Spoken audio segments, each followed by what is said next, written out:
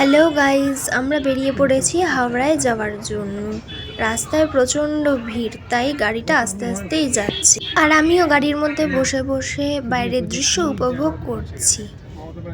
দেখো গাইজ, বাবা সামনের সিটে বসে ড্রাইভার কাকুর সাথে কথা বলছে, আর মা আর বোন বাইরের দৃশ্য উপভোগ করছে। অনেক অপেক্ষার পর আমরা হাওড়া এসে পৌঁছালাম, আর এখানে এসেও আমাদের অপেক্ষা করতে হলো, কারণ আমরা অনেক তাড়াতাড়ি চলে এসেছি আর আমাদের ট্রেন ছিল অনেক রাতে।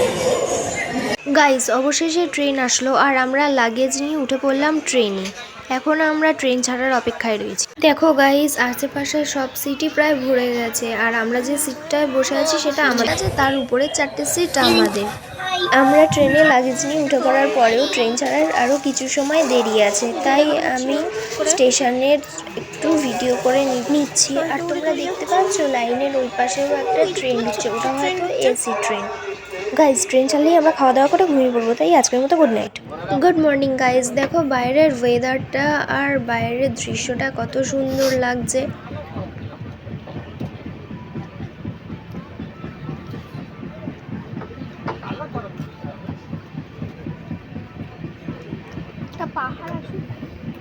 ট্রেনটা এখানে একটু আসতে হয়ে গেল, মনে হয় এই জায়গাটায় ট্রেন একটু দাঁড়াবে।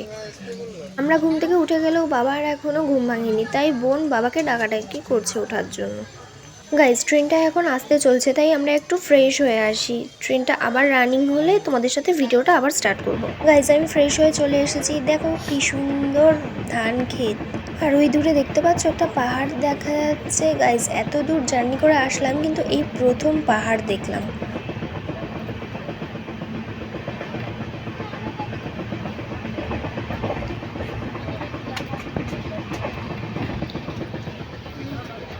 দেখো গাইজ, মা আর বোন কি যেন খাচ্ছে আমাকে না দিয়ে, আর এই সুযোগেই আমি ওদের ভিডিও করে নিলাম।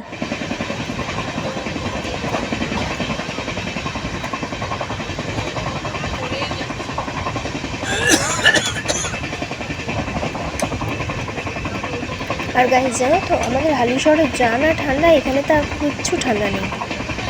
এই যে কৃষ্ণের কন্যা। দেখো গাইজ, একটু আগে খাবার খাচ্ছিলাম আর বোন লুকিয়ে লুকিয়ে আমার ভিডিও করে নিল। দেখো গাইজ, কত বড় পাহাড়! এই প্রথম আমি এত কাছ থেকে এত বড় পাহাড় দেখলাম।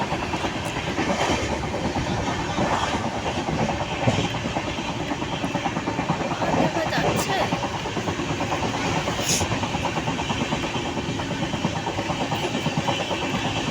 ওই দেখো গাইজ, আর একটা পাহাড় দেখা যাচ্ছে, জানলা দিয়ে একটু আবছাই দেখতে পাচ্ছি।